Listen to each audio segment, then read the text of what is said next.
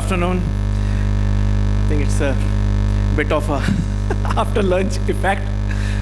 And let me try to give a different perspective. I think most of you guys are from the investment or real estate development or property side of it, right? And healthcare is something which you might have not heard about it or not would have looked at it as a one of the asset class, right? And my job is to just share our learning and opportunities for the various investment groups, the large development agencies, how they can look at healthcare and the life sciences as a sector. We call it as a specialized sector, and that is where we have brought in some bit of analysis and in terms of the opportunities and the challenges and what it makes sense that we should start looking healthcare and the life sciences as a propco investment, a sustainable long-term investment opportunity.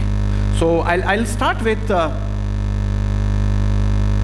brief agenda of my presentation. I'll be covering primarily three sections: Kenya healthcare market overview, Kenya healthcare life sciences overview, and key opportunities for healthcare and life sciences investments in Kenya.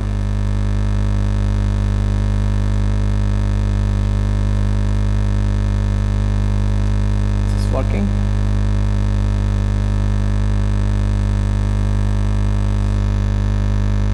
Do I need to press again? Yep. So now if we just try to analyze why healthcare is an opportunity. So first we just need to understand what are the drivers for healthcare demand. If I just analyze out of, let's say, East Africa, the Kenya, which is one of the major market, currently, if we see that there are population is one of the growth driver, which is clearly one of the major driver, which we are seeing around 50. I'm sorry, I'm not able to read this slide at all. It's too far for me. Sorry. Okay. And then second one is the economic development. If we just look at the economic development of Kenya, we are seeing close to around 3.5% as a growth in the GDP, again leading to the healthcare investment. The economic burden of non-communicable disease. You'll see around 40% of the Kenyan population is suffering from any kind of the non-communicable disease, which is again leading to what happens when we have the non-communicable disease will primarily lead into the different kind of a terminal positions like the acute care or chronic care, which eventually will lead into the more hospitalization and will lead to a demand for a higher number of beds. Then if we look at the healthcare expenditure again, the Kenya is not really at par with one of the developed, or I would say South Africa, but rest of the countries, if you see, we are more or less same. But again, there is a big opportunity for us to look at investing into the healthcare. Again, healthcare as a percentage of the GDP has to increase, and that's an opportunity. Now again, all of it will require a infrastructure development, right? Then if we look at the insurance, I think this is something which is a very positive move, which we are seeing as a driver for Kenya market. 25% population is insured, and they are looking at having around 100% insurance population coverage by 2035. And obviously, National Health Insurance Foundation is driving the entire growth of the insurance segment. Age group also, when we are seeing the age group, which is, let's say, 15 to 64 and 64 and above, there is a demand for higher acute care requirement, which again is leading to the more infrastructure development requirement. So this is the proper driver list which for the healthcare in the Kenya market. Now if we look at it purely from an infrastructure, how many beds do they have? So currently in Kenya we are close to around 14,000 beds. But if I just apply a basic math of, let's say, what WHO recommends close to around 2.5 per bed per 1,000 population for a sustainable healthcare ecosystem, right? With that, Kenya currently has an opportunity to invest into close to around 90,000 beds. When we talk about 90,000 beds in next 10 years, that means we'll require an investment of between 15 to 20 billion dollar. And this is happening. If you see in the market, you are seeing that new development projects are being announced by the A group, by B group, by C group, and people are looking at investing into it, right? And if you see from an infrastructure point of view, close to around 50% of it will come for the healthcare infrastructure, and 50% will go into the working capital and the medical equipment. Now, to serve this infrastructure development, there is another opportunity. If you look at it, doctors per 1,000 population, we are only here at around 0.2, which is very less. So that means, similarly the case with the nurse, 2.4, 2.23 instead of 4.5. That means there is a huge requirement for us to get into the education system, developing a health education infrastructure to support this development, right? You can't just build the healthcare infrastructure without having a supporting manpower infrastructure, right? So that means there is a need for a medical education, both for medicine, doctors, as well as the allied staff, which is nursing and technician. So this is another opportunity which we are seeing, that the infrastructure players need to come together with the operator to develop the ecosystem. Now let's try to look at which are the key players in the market in the healthcare sector. So you have typically the public hospitals, which I'm sure most of you are aware. But if you see in last 10 years, before that we used to hear maybe 3 or 4 leading hospitals in Kenya. But in last 7 to 8 years, you would have heard that there are new players have entered in the market. Life Care, which has around 6 or 7 hospitals, they are opening 3 more hospitals. Okay, then you have a AR, which is again a private equity bed. Then you have a Mater Hospital. Then you have a Nairobi Hospital, which is again looking at the expansion. So other than the traditional foundation-driven hospitals are there, which is, let's say, Aga Khan or MP Shah. But other than that, you also have new players who have entered, which are now driving the growth in the market, because there is a clear-cut need for serving the population.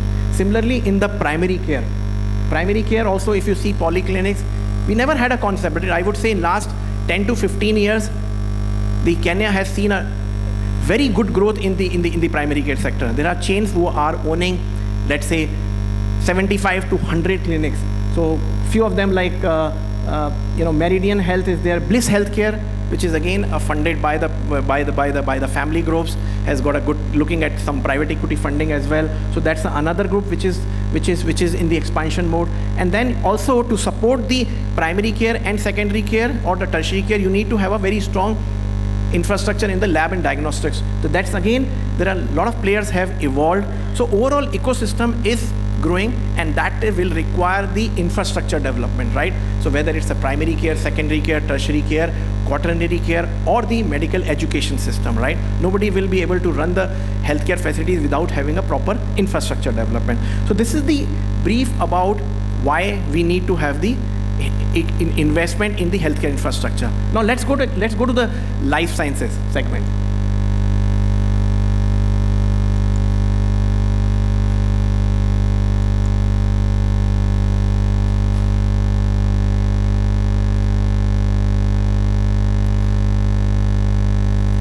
So when we look at the life sciences, what do you mean by life sciences? Life sciences is all the pharma, biotech, medical devices, consumables, medical equipment, right? This is the support for running a healthcare infrastructure. Any healthcare facility has to have this as their input, right? Now, currently, if we see that pharma market in Kenya is also growing, okay, you can see a decent growth of around 6%, right? Then also, the government has also looked at the lot of new development. Now, what we are seeing is I would say in last few years, things have also changed, where the local manufacturing capabilities are also evolving, getting established in Kenya. There are pharma manufacturing zones are being designed.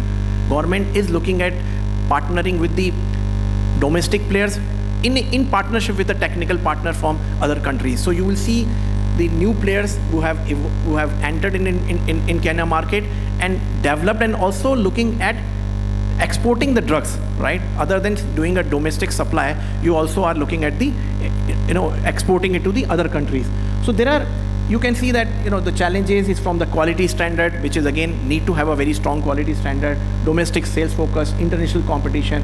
Now again, regional market access, reduced tariff, the strategic location, and as well as the government subsidies.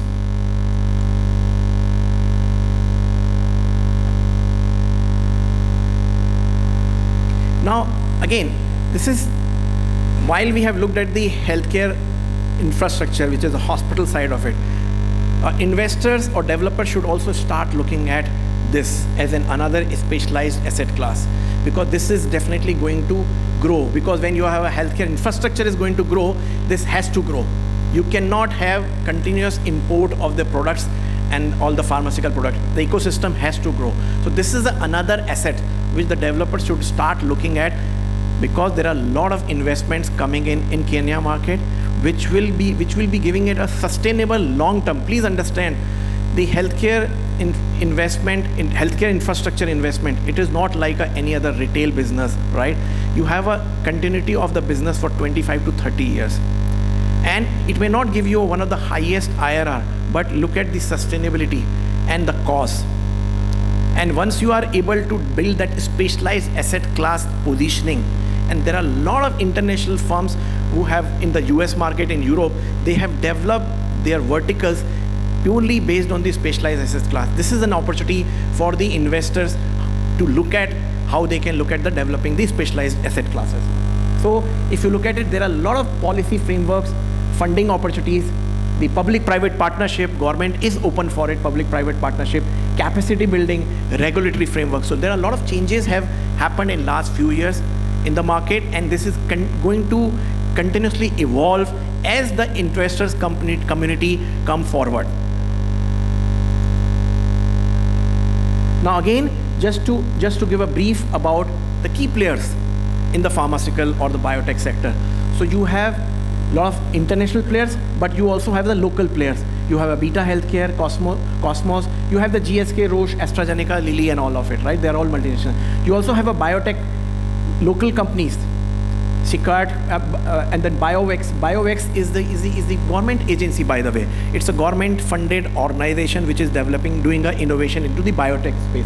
So there are a lot of opportunities to build those infrastructure partnership with these players, and many to come. So you can also see there are players in the medical devices. So there are medical devices, local manufacturing is also happening. But again, 70 to 80% market is still the import. We are only serving less than 20% of the market. So in the medical device, and similarly in the pharmacy, if you see retail pharmacy is another big opportunity for a retail developer, because this is the market which we see that is going to grow, and globally it has grown, and this will definitely have a huge opportunity. So partnering with the retail pharmacy groups, helping them and then support their infrastructure development and partnership will be another very, very good opportunity.